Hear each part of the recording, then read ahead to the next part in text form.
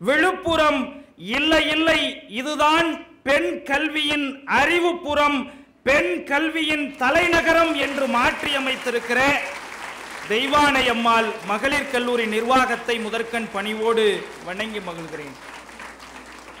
முதல்வர் உள்ளிட்ட சான்றோர் பெருமக்களையும் எதிர்கால இந்தியாவை உயரச் செய்கிற தூண்களாக இருக்கிற வருங்கால இந்தியாவின் விடிவெள்ளிகளாகிய உங்கள் அனைவரையும் முதற்கண் இந்த நேரத்தில் பணிவோடு வணங்கி மகிழ்கிறேன். எங்கு காணினும் சக்தியடா என்று மேடை முழுவதும் பெண் சக்திகள் நிறைந்திருக்கிற இந்த மேடையில் அடியேனுக்கும் ஒரு வாய்ப்பு கிடைத்ததற்காக எனக்கு வாய்ப்பினை ஏற்படுத்தி கொடுத்த உங்கள் அனைவருக்கும் மீண்டும் ஒரு முறை நன்றி பாராட்டி என் பணியை தொடங்குகிறேன். இந்த உலகத்தில் எப்போதுமே நம்முடைய சிறப்பினை நாம் நிரூபிக்காத வரை இந்த உலகம் நம்மை புறந்தள்ளி கொண்டுதான் இருக்கும். எப்போது நம்முடைய திறமை இந்த உலகத்திற்கு வெளிச்சம் போட்டு காட்டப்படுகிறதோ அப்போது இந்த உலகம் நம்மை முழுமையாக அண்ணாந்து பார்க்கும். நம்முடைய இலக்கினை, நம்முடைய வெற்றியை பதிவு செய்து விட்டோம் என்று சொன்னால் இந்த சமூகம் நமக்கு தருகிற மரியாதை. நீங்க இன்னைக்கு மாணவர்கள் பார்த்தீங்க அப்படின்னா பயங்கரமா சேட்டை பண்ணிக்கிட்டே இருக்கான். நான் கூட ஒரு வகுப்புல ஒரு மாணவனை தலைமுடி இப்படி பரட்ட தலை மாதிரி வச்சுக்கிட்டே வந்தான். பரட்ட தலை மாதிரி வச்சுக்கிட்டு வந்தான். நான் ரொம்ப நாள் சொல்லி பார்த்தேன், தம்பி முடி வெட்டுறா அப்படின்னு சொன்னேன். அவங்க அப்பா அம்மா எல்லாருமே சொன்னாங்க, அவங்க துறை தலைவர் சொன்னாங்க, எல்லாருமே சொல்லி, எங்க கல்லூரி முதல்வர் கூட சொன்னாரு, கேட்க மாட்டேன்ட்டான்.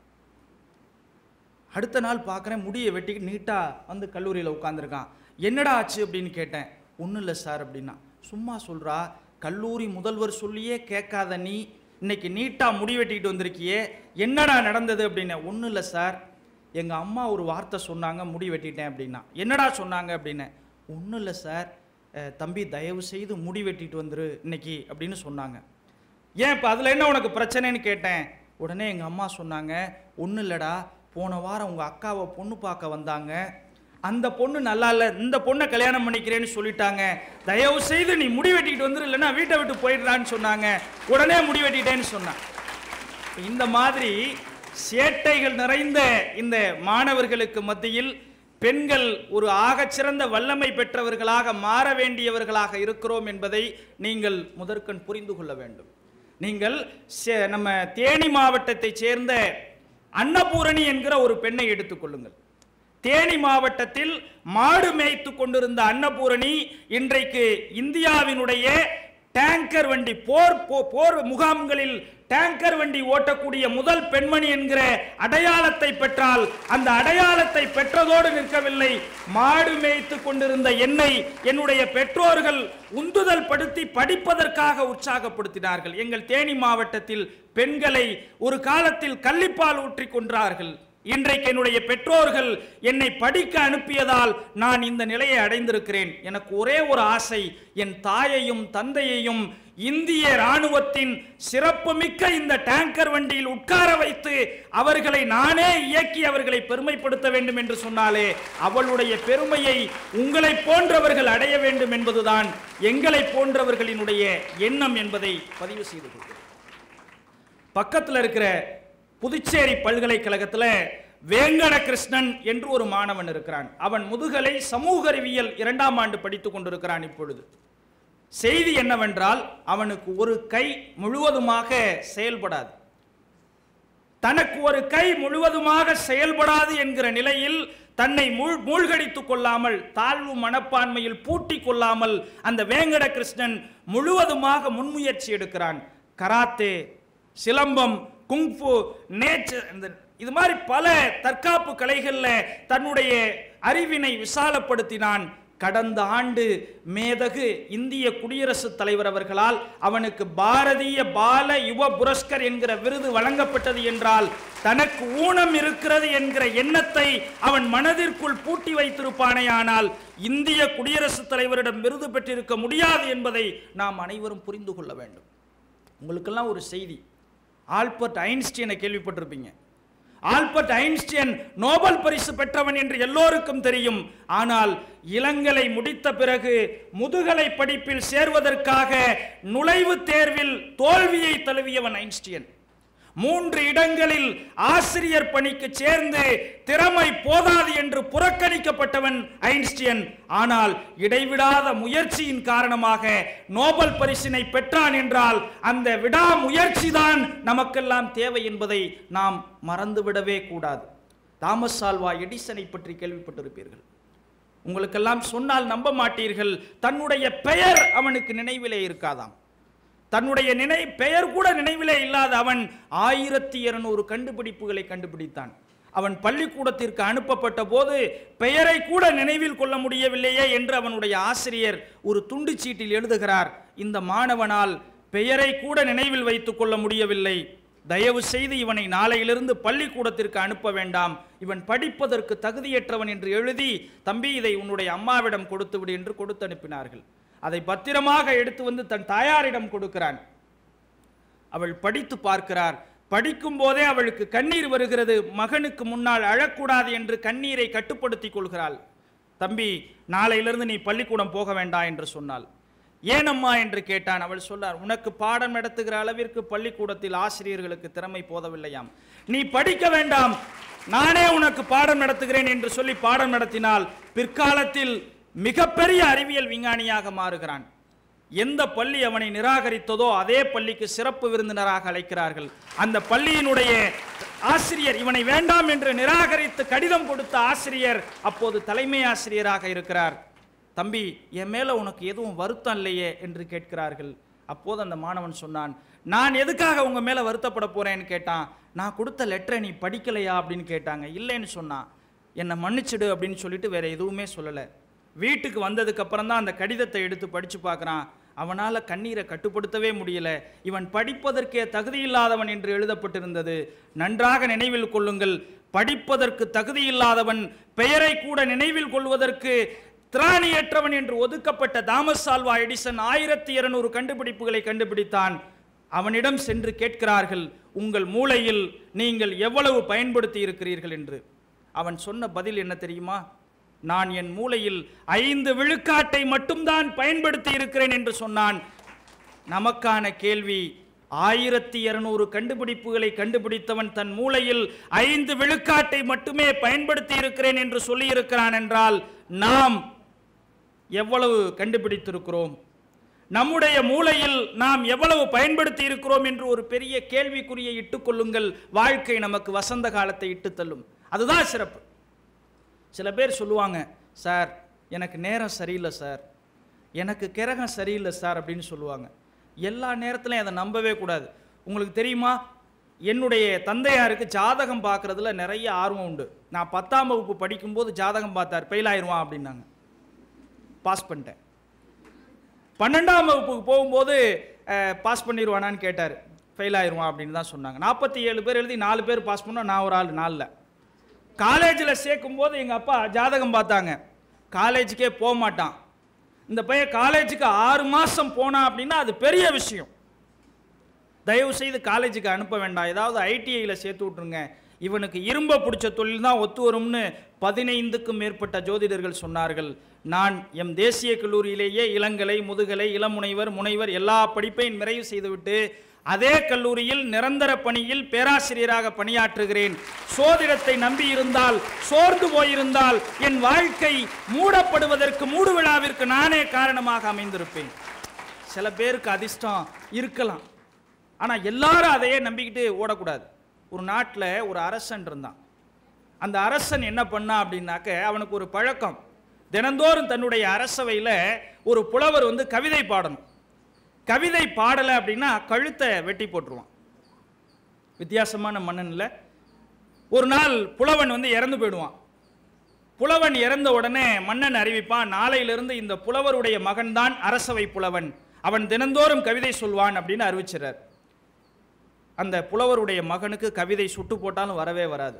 பார்த்தான், இந்த ஆளுக்கிட்ட கழுத்து வெட்டுப்பட்டு சாகிறத விட நாட்டை விட்டு ஓடி போயிடலாம் அப்படின்ட்டு வீட்டில் இருந்த செல்வங்களை எல்லாம் ஒரு மூட்டையாக கட்டி எடுத்துக்கிட்டு நாட்டினுடைய எல்லை பகுதிக்கு ஓடுறான்.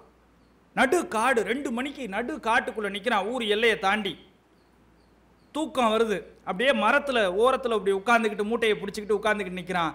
இவனுக்கு எதிர்த்தாப்புல ஒரு கழுதை ஒன்று நிற்கிது. அது என்ன பண்ணுச்சு, மரத்தில் ஒரு தேய் தேய்ச்சது, இவனை பார்த்தது. மறுபடியும் மரத்தில் ஒரு தேய் தேய்ச்சது, இவனை பார்த்தது. இதே 2-3 தடவை பண்ணது. இவன் பார்த்துட்டு சொன்னா, நீ பார்க்குற பார்வையும் தேய்க்கிற தேப்பும் புரிஞ்சு போச்சு அப்படின்னா. மறுபடியும் செஞ்சது, மறுபடியும் சொன்னான். அப்புறம் யோசிச்சு பார்த்தான், இப்போ என்ன நடந்தது, இந்த கழுதை தேய்ச்சது பார்த்தது, பார்க்குற பார்வையும் தேய்க்கிற தேப்பும் புரிஞ்சு போச்சுன்னு சொன்னோம். கவிதை மாதிரி தானே இருக்கு, இதுக்கு எதுக்குடா நாட்டை விட்டு ஓடிக்கிட்டு வீடு வாசலெல்லாம் விட்டுட்டு எதுக்காக ஓடணும் அப்படின்ட்டு நேராக வீட்டுக்கே வந்துடுவான். வீட்டில் உட்காந்துருப்பான். மறுநாள் காலையில் மன்னருடைய ஆட்கள் வந்து அவனை அரசவைக்கு அழைச்சிட்டு போவாங்க. இப்போ அரசவைக்கு போன உடனே மன்னர் சொல்லுவார், புதிய புலவரே வருக, கவிதை பாடுக அப்படிம்பார். நம்மால் எந்திரிச்சு, நீ பார்க்குற பார்வையும் தேய்க்கிற தேப்பும் புரிஞ்சு போச்சுன்னு சொல்லுவான். உடனே அவங்க எல்லாருக்கும் அதிர்ச்சியாக இருக்கும், என்னடா அவன் பாட்டுக்கு என்னமோ சொல்கிறான் அப்படின்ட்டு பேசிக்கிட்டு இருக்கும்போதே மன்னருக்கும் ஒன்றும் புரியாது. அவர் மன்னர் இல்லையா, ஏதாவது சொல்லணும்ல, இல்லைன்னா அவருக்கு ஒன்றும் தெரியாதுன்னு நினச்சிருவாங்க. அவர் என்ன பண்ணார், ஆகா அற்புதம் அப்படின்னாரு. கீழே உட்காந்துருந்த சினிமாவெல்லாம் பார்த்துருக்கோம் இல்லையா, 2 பக்கம் மந்திரிகள்லாம் அமைச்சர்கள்லாம் உட்காந்துருப்பாங்க இல்லையா, அவங்கெல்லாம் என்னடாது, அவன் என்னமோ பார்க்குற பார்வையும் தேய்க்கிற தேப்பும் புரிஞ்சு போச்சுங்கிறான், இந்த ஆள் என்னமோ ஆகா அற்புதம்னு சொல்கிறாரு, ஒன்றும் புரியலையேன்னு யோசிச்சுக்கிட்டு இருக்காங்க. மன்னருக்கு ஒரு டவுட், ஏன்னா அவருக்கே புரியாமல் தான் ஆகா அற்புதம்னு சொல்லியிருக்கார். இப்போ என்ன பண்ணார், செக் பண்ணணும்ல, என்ன மந்திரிகளே கவிதை எப்படி அப்படின்னாரு. அவன் பூரா யோசிச்சான், இந்த ஆள் என்னமோ அதில் புரிஞ்சு வச்சிருக்கான். இப்போ இது என்னன்னு கேட்டோம்னா நமக்கு ஒன்றும் தெரியாதுன்னு அந்த ஆள் நினச்சிருவான் அப்படிங்கிறதுக்காக பலே மன்னா பிரமாதம் அப்படின்னாங்க. இப்போ அவருக்கு தூக்கி வாரி போட்டுருச்சு, நமக்கே ஒன்றும் புரியல, குத்து மதிப்பாக ஆகா அற்புதம்னு சொன்னோம், இவங்க எல்லாரும் பலே மன்னா பிரமாதம்னு சொல்கிறாங்களே, அப்போ இதில் ஏதோ விஷயம் இருக்குது அப்படின்னு புரிஞ்சுக்கிட்டு என்ன பண்ணா, யோசிக்க ஆரம்பித்தான். என்னவா இருக்கும் என்னவா இருக்கும் அப்படின்னு அதே யோசனையாகவே இருக்கான். சாப்பிட உட்கார்ந்தாலும் அந்த வார்த்தையை சொல்லிக்கிட்டே சாப்பிட்றான், தூங்கும்போது சொல்லிக்கிட்டே இருக்கான். இப்போ அந்த காலத்துல எல்லாம் வந்து பார்த்தீங்கன்னா அரசர்களுக்குன்னு முகச்சவரம் செய்து விட்டு பெரிய அங்கி மாதிரி அரசர்கள் உடுத்தியிருப்பாங்கல்ல, பிளேசர் இப்போ போடுற மாதிரி பெரிய அங்கி கால் வரைக்கும் இருக்கும், அதெல்லாம் அணிவிக்கிறதுக்கு பணியாளர்கள் வருவாங்க. இப்போ மாதிரி ரேசரில் சேவ் பண்ணுறதெல்லாம் கிடையாது. அந்த காலத்தில் ஒரு கல்லில் ஷார்ப்பாக கத்தி அப்படி தீட்டி அதுக்கப்புறம் முகச்சவரம் செய்து விடுவாங்க. இப்போ அந்த பணியாளர் என்ன பண்ணார், கல்லில் அப்படி கத்தியை வச்சு தேய்ச்சிக்கிட்டே இருந்தார். நம்மால் முத நாள்லேருந்து சொல்லிக்கிட்டு இருக்காரா மன்னர், நீ பார்க்குற பார்வையும் தேய்க்கிற தேப்பும் புரிஞ்சு போச்சுன்னு. அதை சொன்ன உடனே அவர் என்ன பண்ணார், அந்த பணியாளர் அந்த கல்லையும் கத்தியும் கீழே போட்டுட்டு, ஐயோ மன்னா என்னை மன்னிச்சிருங்க அப்படின்னார். மன்னனுக்கு ஒன்றும் புரியல, நீ ஏப்பா மன்னிப்பு கேட்குற அப்படின்னு கேட்டார். உடனே அந்த பணியாளர் சொன்னார், மன்னா உங்களை போர்க்களத்தில் ஜெயிக்க முடியலை அப்படிங்கிறதுக்காக எதிரி நாட்டு மன்னர் இன்னைக்கு உங்களுக்கு முகச்சவரம் செய்யும் போது உங்கள் கழுத்தில் கத்தியை வச்சு போற்ற சொல்லியிருக்காரு. 50,000 பொற்காசுகள் அட்வான்ஸ் பேசி 25,000 பொற்காசுகள் கொடுத்துட்டார். இன்னைக்கு எந்த ஆங்கிளில் கழுத்தில் போடலாம் அப்படிங்கிறதுக்காக கத்தியை பார்த்துக்கிட்டே தேய்ச்சிக்கிட்டு இருந்தேன், நீ பார்க்குற பார்வையும் தேய்க்கிற தேப்பும் புரிஞ்சு போச்சுன்னு சொல்லிட்டீங்க, என்னை மன்னிச்சிருங்க, இனிமேல் நான் அந்த தப்பை பண்ணவே மாட்டேன்னு காலில் விழுந்தார். அப்போ தான் அந்த மன்னன் யோசிச்சானா, இது வரைக்கும் நடந்ததை கவிதையாக சொன்னவனை தானடா பார்த்துருக்கோம், ஆனால் நடக்க போகிறத ஒருத்தன் கவிதையாக சொல்லியிருக்கானேன்னு யோசிச்சா அந்த புலவனை கூப்பிட்டு பாராட்டினாராம். எதுக்காக சொல்கிறேன் அப்படின்னா, இந்த மாதிரி அதிர்ஷ்டம் துணை வரதும் நமக்கு வந்து ராசி தான் பயங்கரமாக இருக்கும். இந்த சினிமாவில் சொல்கிற மாதிரி ஆடி போய் ஆவணி வந்தால் டாப்பாக வந்துடுவோம், அதெல்லாம் சும்மா. நம்ம வாழ்க்கையில் நம்முடைய வெற்றியை நாம் தான் தீர்மானிச்சுக்கிறோம். சீனத்து அறிஞர் ஒருத்தர் ஒரு பேரரசனுக்கு 2 பஞ்சவர்ண கிளிகளை கொடுக்குறார். இயல்பாகவே பஞ்சவர்ண கிளிகள் அதிர்ஷ்டத்தினுடைய அடையாளமா அந்த காலத்தில் பார்க்கப்பட்டது. இந்த 2 பஞ்சவர்ண கிளிகளையும் பரிசாக பெற்ற அந்த பேரரசன் என்ன பண்றான், தன்னுடைய அரண்மனைக்கு கொண்டு வந்து அந்த அரண்மனையில் இருக்கக்கூடிய ஆகச்சிறந்த பறவையியல் வல்லுநர்களை எல்லாம் கூப்பிட்டு இது 2ஐயும் நீங்க நல்லா பத்திரமா பராமரிக்கணும்னு சொல்றாங்க. 2யும் கொடுத்துட்டு அவர் போயிடுறாரு. போனதுக்கு பிறகு ஒரு நாள் என்ன ஆகுது, இந்த பறவைகள் எப்படி இருக்குன்னு பார்க்கறதுக்காக அவர் வந்து வர்றார், கார்டனுக்கு வர்றார்.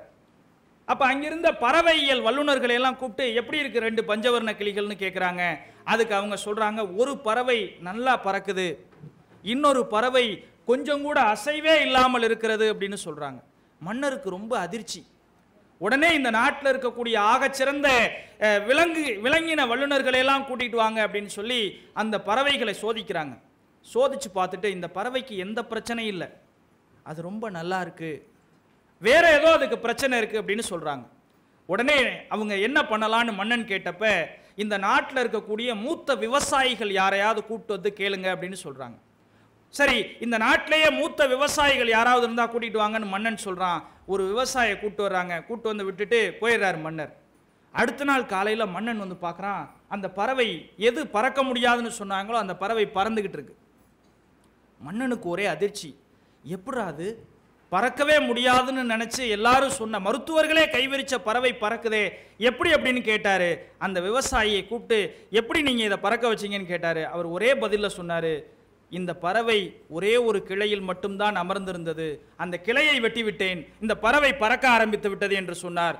சகோதரிகளே, நீங்கள் புரிந்து கொள்ள வேண்டிய செய்தி என்னவென்றால், நம்முடைய முயற்சிக்கு எது தடையாக இருக்கிறதோ அந்த தடையை முதற்கண் உடைத்தறிய வேண்டும். அப்போதுதான் வாழ்க்கையில் வெற்றி பெற முடியும். ஒரு புதுக்கவிஞன் அழகாக சொல்லுகிறான், நம்பிக்கையை தராத எதையும் ஓரக்கண்ணால் பார்ப்பது கூட உனக்கு ஊனப்பட்டு போகிற விஷயமாகத்தான் இருக்கும். இருந்த இடத்தில் கிடப்பேன், தானாக வந்து விழுவதை வாய் திறந்து தின்பேன் என்று மலைப்பாம்பு வேண்டுமானால் இருக்கலாம், ஆனால் மனிதர்கள் அவ்வாறு இருக்கவே கூடாது அப்படிங்கிறான். இன்னைக்கெல்லாம் நம்ம என்ன பண்றோம், சமாளிச்சுக்கிறோம். அந்த சமாளிப்பு ஒரு சில இடங்களில் கட்டாயம் தேவை. ஏன்னா நம்ம செய்தித்தாள்களில் பார்க்குறோம், அம்மா திட்டாங்கிறதுக்காக தற்கொலை செய்துக்கிற பிள்ளைங்களை பேப்பரில் பார்க்குறோம். ஏண்டா மார்க் வாங்கல, ஏண்டா ஃபெயில் ஆனேன்னு ஆசிரியர் கேட்டால் உடனே அதுக்காக தற்கொலைக்கு முயற்சிக்கிற குழந்தைகளை நம் சமகால சமூகத்தில் நாம் பார்க்கிறோம். ஆனால் இதெல்லாம் சமூகத்தினுடைய இழிவு. நம்முடைய குறைகளை அதிலிருந்து விடுபட்டு வெற்றிக்கான வாசலை நாம் தேடி போகணும். நம்முடைய குறைகளை பெருசாகவே எடுத்துக்கக்கூடாது. நான் எங்கள் தேசிய கல்லூரியில் படிச்சுக்கிட்டு இருந்தப்போ ஒரு பேச்சு போட்டி நடந்தது பிஷப் ஈபர் கல்லூரியில். திருச்சியில் பிஷப் ஈபர் கல்லூரியும் ஒரு புகழ்பெற்ற கல்லூரி. இப்போ அந்த கல்லூரியில் மரம் வளர்ப்போம் மழை பெறுவோம் அப்படின்னு ஒரு தலைப்பில் பேச்சு போட்டி. ஒவ்வொரு போட்டியாளரும் 10 நிமிஷம் பேசணும். ஒரு கல்லூரிக்கு 2 பேர் பேசணும். என்னுடைய நண்பன் ஒருத்தனுக்கு முத நாளே நான் எழுதி கொடுத்துட்டேன், 4 பக்கம் நல்லா மனப்பாடம் பண்ணி பேசிக்கோ அப்படின்னு. அவனுக்கு அதை நல்லா மனப்பாடம் பண்ணிட்டான். இப்போ அந்த போட்டி நடக்கிற இடங்களில் பார்த்தீங்கன்னா நிறைய பெண்களினுடைய கூட்டம் அதிகமாக இருக்கும். பெண்கள் தான் போட்டியாளர்களாகவே அதிகமாக இருப்பாங்க. அவங்க பார்த்தீங்கன்னா அந்த செவரை வெடிக்க வைக்கிற மாதிரி ஒரு பக்கம் பயிற்சி எடுத்துக்கிட்டு இருப்பாங்க. நம்மளால என்ன பண்ணால் அந்த பயிற்சி எடுக்கிற செய்திகளில் ஒரு 4 பாயிண்ட்டை தூக்கி காதில் போட்டுக்குவான். அப்புறம் இவனா 2 சேர்த்துக்குவான். இப்போ இந்த மாதிரி ஏற்பட்ட குழப்பத்தில் மேடையில் போய் ஏறினொன்னையே தலைவர் நடுவர் அவர்களே அப்படி இப்படின்னு அந்த முன்னுரை வசனத்தை சொல்லி முடிச்சோன்னே தலைப்பை மறந்துட்டான். நான் கடைசி இடத்துல உட்காந்துக்கிட்டு சொன்னேன், அடிச்சு விடு பார்த்துக்குவோம் அப்படின்னு. பார்த்தான், இந்த சென்ட் ஜோசப் காலேஜில் அப்படின்னா. நடுவர் பார்த்தாரு, தம்பி இது பிஷப் ஈபர் காலேஜ்ப்பா அப்படின்னாரு. உடனே நம்மால் சொன்னா, தெரியும் தெரியும், அந்த காலேஜிலே இருப்பதை போலவே இந்த காலேஜிலேயும் நிறைய மரங்கள் இருக்கின்றன, அதனால் அப்படி சொன்னேன் அப்படின்னா. அதுக்கப்புறம் அவனுக்கு மனப்பாடம் பண்ணது கொஞ்சம் ஞாபகத்தில் வந்துச்சு. அப்படியே பேசிக்கிட்டே வந்தான். கரெக்டாக 6வது நிமிஷம், ஏன்னா 10 நிமிஷம் பேசி ஆகணும். 6வது நிமிஷம் வரும்போது மறுபடியும் அப்படியே நின்னான். நான் கடைசியில் உட்காந்துக்கிட்டு மறுபடியும் ஆரம்பிச்சு விடு அப்படின்ன. நடுவரை பார்த்து கேட்டா, பேகன் ஏன் மயிலுக்கு போர்வையை போர்த்தினான் தெரியுமா அப்படின்னா. அவரு வந்துட்ட சொல்லிட்டு போ அப்படின்னாரு. நம்மால் சொன்னா, அந்த காலத்தில் இந்த காலேஜிலே இருந்ததை போலவே நிறைய மரங்கள் இருந்தன. அதன் காரணமாக வானம் மேகமூட்டத்தோடு இருந்தது. அந்த குளிர்ந்த மேகத்தின் மீது இந்த காலேஜிலே இருக்கிற மரங்களில் இருந்து வெளிப்பட்ட காற்று குளிர்ந்த மேகத்தின் மீது பட்டவுடன் மழை கொட்டு கொட்டு என்று கொட்டியது, மயில் நடுங்கியது, பேகன் போர்வையை கொண்டு போய் போத்திட்டான்ட்டான். 10 நிமிஷம் ஆயிடுச்சு. நம்ம வாழ்க்கையில நமக்கு பல பிரச்சனைகள் வரலாம், பல கஷ்டங்கள் வரலாம். இன்னும் சொல்ல போனா வெளியில சொல்ல முடியாத பல பிரச்சனைகள் நம்ம குடும்ப வாழ்க்கையில வரலாம். ஆனால் அதை தாண்டி எப்படியாவது வாழ்க்கையில் வெற்றி பெற்று விட வேண்டும் என்கிற உன்னதத்தை நாம் பெற வேண்டும். ஏனென்றால் இந்த நாடு உங்களை நம்பி இருக்கிறது. உங்களுக்கு தெரிந்திருக்கும் ஜாலியன் வாலாபாக் படுகொலையை கேள்விப்பட்டிருப்பீர்கள். இந்த ஜாலியன் வாலாபாக் படுகொலை நடந்த போது ஜெனரல் டயர் சொல்லுகிறான், சுட்டேன் சுட்டேன் ஆசை தீர சுட்டேன்னு கொக்கரிச்சான். ஒரு குறுகலான வழியை உடைய மிகப்பெரிய மைதானத்தில் லட்சக்கணக்கான மக்களை உள்ளே விட்டு சுற்றிலும் துப்பாக்கியால் சுட்டுக்கொண்டே இருந்தார்கள். அந்த ஜாலியன் வாலாபாக் மைதானத்தினுடைய மண் துகள் அத்தனையும் இரத்தக்கரை படிந்து போய் கிடந்தது. ஒரு இளைஞன் அந்த இரத்தக்கரை படிந்த மண்ணை அள்ளி சென்று தன் வீட்டு ஒரு கலசத்தில் போட்டு தன் வீட்டு சாமி அறையில் வைத்துவிட்டு சொன்னான், இந்த கொலையை அரங்கேற்றிய ஜெனரல் டயரை நான் சுட்டுக் கொள்வேன் என்றான். சத்தியம் செய்தான் சாமிக்கு முன்பாக. ஒரு நாள் ஜெனரல் ஓ டயரை அவன் சுட்டுக் கொள்ளுகிறான். ஆங்கில அரசாங்கம் அவனை கைது செய்து சிறையில் அடைத்து தூக்கு தண்டனை விதிக்கிறது. இப்பொழுது அவனிடம் நீதிபதி கேட்கிறார், தம்பி உன்னுடைய கடைசி ஆசை என்ன அப்படின்னு. தூக்கு தண்டனை விதிக்க போறாங்க. உன்னோட கடைசி ஆசை என்ன அப்படின்னு கேட்கிறாங்க. அந்த பையன் சொல்றான், என்னுடைய உடலை இங்கிலாந்து தேசத்தில் அடக்கம் செய்யுங்கள்னு சொன்னான். நம்மள மாதிரி சாதாரண மனிதர்களாக இருந்தால் ஐயா சாமி என்ன தயவு செய்து விட்டுருங்க அப்படின்னு சொல்லியிருப்போம். இல்லை ஒருவேளை தூக்கு தண்டனையே கொடுத்தாலும் என் உடம்பை எங்கள் அப்பா அம்மா கிட்ட கொடுத்துருங்க, எங்கள் சொந்த ஊரில் அடக்கம் பண்ணுங்கன்னு தான் கேட்போம். ஆனால் என்னுடைய உடலை இங்கிலாந்தில் அடக்கம் செய்யுங்கள்னு கேட்டான். எதுக்காக கேட்குறான்னு யாருக்குமே தெரியல. எல்லாரும் ஒரு பெரிய கேள்விக்குறியோடு அவனை பார்க்கிறார்கள். அந்த பையனுக்கிட்ட நீதிபதி கேட்டாரு, தம்பி எதற்காக உன் உடலை இங்கிலாந்தில் அடக்கம் செய்ய சொல்லுகிறாய் என்று கேட்கிறார்கள். அவன் சொன்னா, வெறும் 200 பேராக எங்கள் நாட்டிற்கு வியாபாரம் செய்ய வந்த ஆங்கிலேயர்கள் இன்றைக்கு எங்கள் ஒட்டுமொத்த இந்திய தேசத்தையும் பிடித்து விட்டீர்கள். நான் ஒருவன் உங்கள் இங்கிலாந்தில் அடக்கம் செய்யப்பட்டால் எங்களை அடிமைப்படுத்தியவர்களினுடைய தேசத்தில் ஒரு 6 அடி மண்ணையாவது பிடித்தான் என்கிற பெருமை என் பாரத தேசத்திற்கு வருமே என்று சொன்னானே. அந்த உத்தம் சிங்கினுடைய வரலாற்றை நீங்கள் புரிந்து கொண்டிருக்க வேண்டும். இன்றைக்கு மாணவ தலைவிகளாக தேர்ந்தெடுக்கப்பட்டிருக்கிறவர்கள், மாணவ தலைவிகளுக்கு துணையாக இருக்கக்கூடிய நீங்கள் அனைவரும் நம்முடைய பாரத தேசத்தை வலிமை மிக்க தேசமாக கட்டமைப்பதற்கு துணை நிற்பவர்களாக இருக்க வேண்டும். எப்போதும் தடுமாறி தயங்கி நிற்பவர்களாக இருக்கக்கூடாது என்பதை மனதிலே கொள்ளுங்கள். அதே மாதிரி எப்ப என்ன பேசணும் பேசக்கூடாதுங்கிறத நம்ம புரிஞ்சுக்கணும்.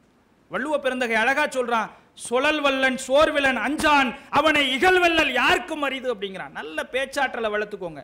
சில நேரங்களில் பேசுறதுலையும் சிக்கல் இருக்கும். ஏன்னா யாருக்கிட்ட என்ன பேசணும்னு ஒரு சில வரையறை இருக்கு. ஒரு ஊரில் ஒரு பாலம் கட்டினாங்க.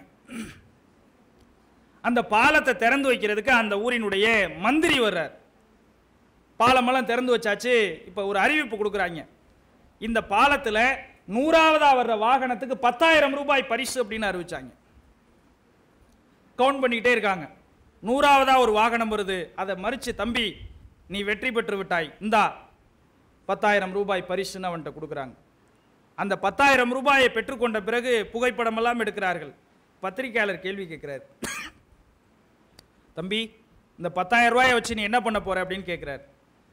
அந்த வண்டி ஓட்டிட்டு வந்த பையன் சொல்றான், லைசன்ஸ் வாங்க போறேன் சார் அப்படின்னா.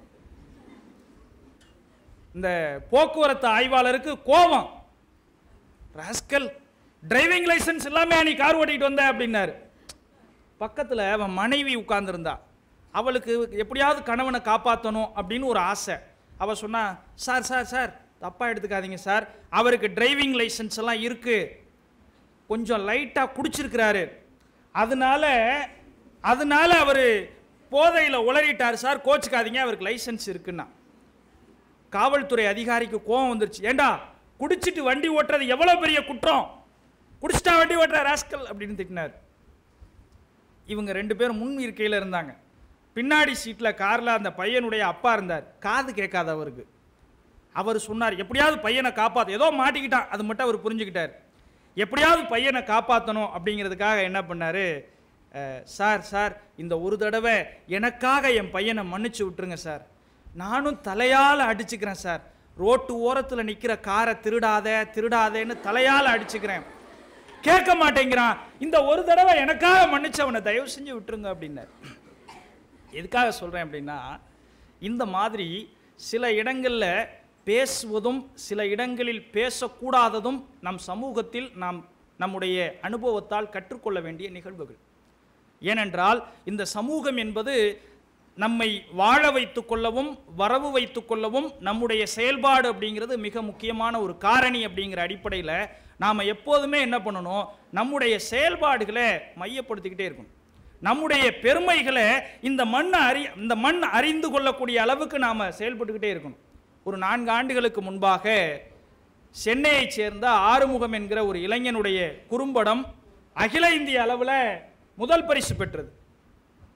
அந்த குறும்படத்தினுடைய சாராம்சம் என்ன அப்படின்னா, இந்திய பாகிஸ்தான் எல்லையில் வாகா அட்டாரி அப்படின்னு சொல்லக்கூடிய ஒரு எல்லை கோட்டு பகுதி இருக்கு. நீங்கள் பார்த்துருப்பீங்க, நம்முடைய மேஜர் அபிநந்தன் அவர்கள் அந்த எல்லையில் தான் கொண்டு வந்து பாகிஸ்தான் இராணுவத்தால் விட்டுட்டு போகப்பட்டார். இப்போ அந்த குறும்படத்தில் வாகா அட்டாரி எல்லையில் 2 பக்கமும் தினந்தோறும் இது இயல்பாகவே நடக்கக்கூடியது தான். காலையில் தேசிய கொடியை 2 பக்கம் ஏற்றுவாங்க. அங்கிட்டு இந்திய தேசிய கொடி ஏற்றுவார்கள், அந்த பக்கம் பாகிஸ்தான் தேசிய கொடியை ஏற்றுவார்கள். 2 நாட்டு இராணுவ அணிவகுப்பும் நடக்கும். இப்போ இதை அந்த குறும்படத்தினுடைய முகப்பில் காட்டுறாங்க. காட்டி முடிச்சதுக்கப்புறம் அடுத்த நாள் காலையில் இதே மாதிரி நடக்குது. 2 இராணுவ தளபதிகளும் சந்திக்கிறாங்க. நம்ம இந்திய தளபதியும் பாகிஸ்தான் தளபதியும் சந்திக்கிறாங்க. நம்ம இந்திய தளபதி என்ன பண்ணுறாரு, ஒரு கப்பில் கொஞ்சம் டீயை ஊற்றி பாகிஸ்தான் தளபதிக்கு கொடுப்பார். அதை வாங்கி அவர் குடிச்சிருவார், உடனே குடிச்சிருவார். குடிச்சிட்டு தன்னுடைய பேக்ல இருந்து ஒரு கேக்கை எடுத்து நம்ம இந்திய தளபதிக்கு கொடுப்பார். அதை வாங்கின நம்ம இந்திய தளபதி என்ன பண்ணுறாரு, அதை பிச்சு கொஞ்சோண்டு நாய்க்கு போட்டு ரைட் உயிரோடு இருக்குது அப்படின்னு கன்ஃபார்ம் பண்ணதுக்கப்புறம் சாப்பிடுவார். சாப்பிட்டு முடிச்சுட்டு அந்த பாகிஸ்தான் தளபதிக்கிட்ட கேட்பார், நான் கொடுத்ததை நீங்கள் சோதிக்காமல் சாப்பிட்டீங்க, ஆனால் நீங்கள் கொடுத்ததை நான் செக் பண்ணி தான் சாப்பிட்டேன், எதுக்காக நான் கொடுத்ததை நீங்கள் சோதிக்காமல் சாப்பிட்டீங்கன்னு கேட்பாரு.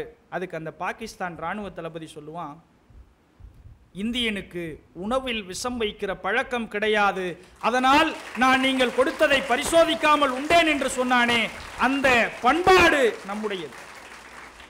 இயல்பாகவே பெண்களுக்கு சமூகம் தருகிற அடையாளம் அங்கீகாரம் என்பது அளப்பரியது.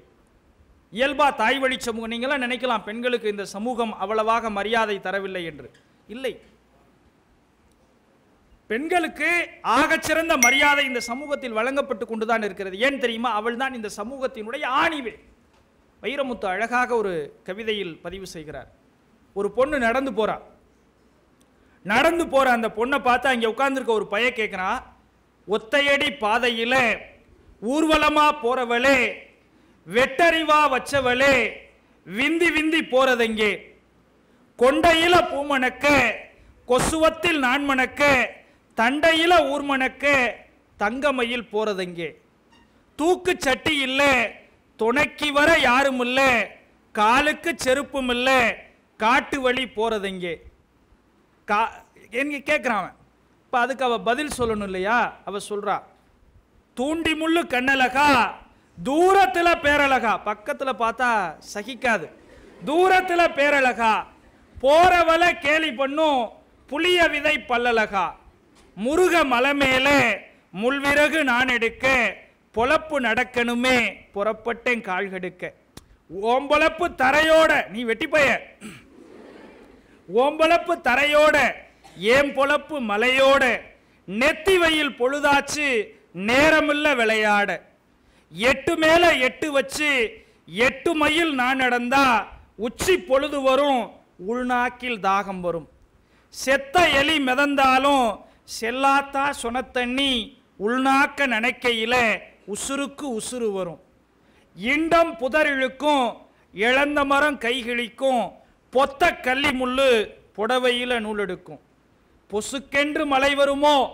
போகையில புயல் வருமோ, காஞ்ச மரம் வெட்டையில ரேஞ்சர் வருவானோ, எங்கிருந்தோ பயம் வந்து எச்சில் உலர்ந்து விடும், மாத விளக்கானாலும் பாதியில நின்று போகும், விறகு வெட்டும் அறிவாலோ விறக விட்டு விரல வெட்டும், கத்தால நார்தானே கடைசியில கயிறு கட்டும், வெட்டி வச்ச விறகெடுத்து நட்டு வச்சு நான் தூக்க, நழுங்காம தூக்கிவிட நான் எங்கே ஆள் பார்க்க, இடுப்பு பிடிக்க ஏன் கழுத்து கடுகடுக்க, மந்தையில விறக வச்சா மங்கையத்தான் பாப்பாக, பச்சை விறகாச்சேன்னு பாதி விலைக்குத்தான் கேட்பாக, கேட்ட விலைக்கு வித்து கேழ்வரகு வாங்கிக்கிட்டு முந்தா நாள் கத்திரிக்காய் முந்தியில ஏந்திக்கிட்டு, குடிசைக்கு நாம் போனா குடிக்க தண்ணி இருக்காது, என் வீட்டு அடுப்பெரிக்க எனக்கு விறகு இருக்காது என்று சொல்லுகிற அந்த பெண்ணினுடைய தத்துவார்த்த சிந்தனை, அந்த பெண்ணினுடைய பொறுப்புணர்ச்சி தான்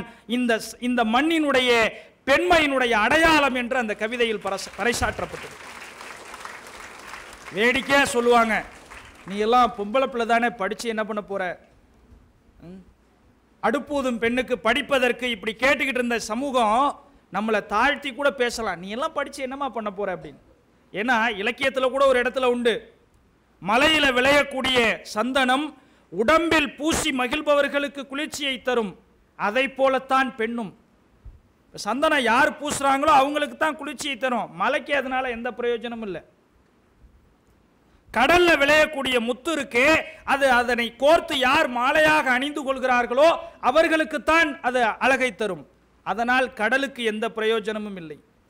யாழ் என்கிற இசைக்கருவியிலிருந்து எழக்கூடிய இசையானது கேட்டு மகிழ்பவர்களினுடைய காதுகளுக்கு இன்பம் தருவதே தவிர யாழ் என்கிற இசைக்கருவிக்கு அதனால் எந்த பிரயோஜனமும் இல்லை. அதை போலத்தான் பெண்ணும், அவளால் இந்த சமூகத்திற்கு எந்த பயனும் இல்லை என்று இந்த சமூகம் எவ்வளவு வேண்டுமானாலும் ஏளனம் பேசலாம். அந்த ஏளன பேச்சுக்கு நீங்கள் இரையாகிவிடக்கூடாது. ஒரே ஒரு சான்றை உங்களுக்கு சொல்லிக்கொள்ள ஆசைப்படுகிறேன். ஒரு ஊரில் 2 சின்ன பசங்க இருந்தாங்க. 2 பேரும் 2 கூட நிறைய ஆரஞ்சு பழத்தை எடுத்துக்கிட்டாங்க. 2 பேரும் பங்கு வச்சுக்கலாம் அப்படின்ட்டு போனப்ப எங்கே பங்கு பிரிச்சுக்கிறது அப்படிங்கிறதுக்குள்ள ஒரு கேள்வி. ஊரில் எங்கே போய் பங்கு வச்சுக்கிட்டாலும் யாராவது பங்குக்கு இன்னும் கூட ஆள் வருவான். யாருமே வராத ஒரு இடம் எது அப்படின்னா எது தெரியுமா? சுடுகாடு மட்டும்தான்.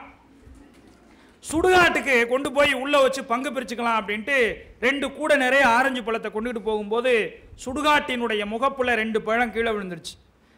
கூட நிறைய இருக்கு, வாடா பார்த்துக்குவோம் அப்படின்ட்டு 2 பேர் உள்ளே போயிட்டாங்க. உள்ளே போய் உட்கார்ந்து உனக்கு ஒன்று எனக்கு ஒன்று, உனக்கு ஒன்று எனக்கு ஒன்று 2 பசங்களும் பங்கு பிரிச்சுக்கிட்டு இருந்தான். அந்த வழியா ஒருத்தன் பயங்கர போதையில் நிற்கவே முடியல வர்றான். சுடுகாட்டுக்கு என்ட்ரன்ஸில் நிற்கிறான். அவன் காதில் இது விழுது, உனக்கு ஒன்று எனக்கு ஒன்று, உனக்கு ஒன்று எனக்கு ஒன்று சத்தம் கேட்குது. கேட்டோன்னு அவன் போதையெல்லாம் இறங்கிடுச்சு. அவன் என்ன புரிஞ்சுக்கிட்டான், சைத்தான் நம்ம ஊர் சுடுகாட்டுக்கு வந்திருக்கு, பொணங்களை உனக்கு ஒன்று எனக்கு ஒன்று எண்ணிக்கிட்டு இருக்கு அப்படின்னு ஒரு பயம் வந்து போதையெல்லாம் இறங்கி போய் அந்த ஊரில் இருக்கக்கூடிய ஒரு சாமியாடிக்கிட்ட போனான். சாமி, நம்ம ஊர் சுடுகாட்டுக்கு சைத்தான் வந்திருக்குன்னா அவர், டேய் எனக்கு நிறைய வேலை இருக்குடா, நீ போய் உன் பொழப்ப பாடுறா போடா அப்படின்னார். இல்லை சாமி, நான் குடிகாரன்தான், ஆனால் அடிச்சுட்டு வந்த போதையெல்லாம் அங்கேயே இறங்கி போயிடுச்சு, நீங்கள் கண்டிப்பாக வந்தே ஆகணும், வந்து பாருங்க அப்படின்னா இவன் தொல்லை தாங்க முடியாமல் போனார். போய் இவரும் சுடுகாட்டுக்கு என்ட்ரன்ஸில் நிற்கிறார். 2 பேர் நிற்கிறாங்க. உள்ளே அந்த சத்தம் கேட்குது, உனக்கு ஒன்று எனக்கு ஒன்று, உனக்கு ஒன்று எனக்கு ஒன்று. அந்த சத்தம் கேட்டுக்கிட்டே இருக்கு. திடீர்னு அந்த சத்தம் நின்று போயிடுச்சு. ஏன்னா அங்கே பழம் முடிஞ்சிருச்சு. ஒரு நிமிஷம் அமைதி. 2 பேர் ஒருத்தர் முகத்தை பார்த்துக்கிறாங்க. இப்போ ஒரு பையன் கேட்குறான், அப்போ வெளியில் 2 கிடைக்க அது அப்படின்னா இன்னொருத்தர் சொன்னா அதுவும் உனக்கு ஒன்று, அதுவும் உனக்கு ஒன்று எனக்கு ஒன்று அப்படின்னு சொன்னான். இப்போ இவங்க 2 பேரும் என்ன புரிஞ்சுக்கிட்டாங்க அப்படின்னாக்க, அவன் அந்த பழத்தை நினைக்கல, அங்கே உயிர் இல்லாமல் அடக்கம் செய்யப்பட்டிருக்கிற பிணங்களை எல்லாம் பிரித்து கொண்ட பிறகு சைத்தான் சுடுகாட்டிற்கு வெளியே நின்று கொண்டிருக்கிற நம்மையும் பிரிப்பதற்கு நினைக்கிறதுன்னு மனசுல புரிஞ்சுக்கிட்டான். அந்த மாதிரியான எண்ணங்கள், எங்கே நம்மை அடுத்தவர் ஏதாவது சொல்லிவிடுவாரோ என்கிற ஒரு எண்ணம் நம் மனதில் துளியேனும் வந்துவிட்டால் கூட நம்முடைய முயற்சிக்கு அதுவே முட்டுக்கட்டையாக அமைந்து போய்விடும். உடுமலை நாராயணகவி அருமையாக ஒரு வார்த்தை சொல்லுகிறார். இதை மட்டும் சொல்லி என்னுடைய உரையை நிறைவு செய்து கொள்ளலாம் என்று ஆசைப்படுகிறேன். உடுமலை நாராயணகவி அருமையாய் சொல்லுகிறான், தனித்து வரும்போது கெட்ட தருதலை கண் வைத்தால் இனிக்க நலங்கூறு பெண்ணே, இல்லாவிடில் தாக்கு உமியல்ல மாதர் வழக்கை தீயோர் உடம்பை இடிக்கும் உழக்கை என்கிற அவனுடைய வரிகளை நினைவு கொண்டால் உங்கள் வாழ்க்கை ஒளிமயமானதாக மாறும், எதிர்காலம் உங்களுடையதாகும் என்று சொல்லி இனிமையான வாய்ப்புக்கு நன்றி கூறி விடைபெறுகிறேன். நன்றி, வணக்கம். உலகத்தரமான கல்லூரி உங்கள் ஊரில். Deivanai Ammal college for women, autonomous, Villupuram. உங்கள் எதிர்காலம் உங்கள் கையில்.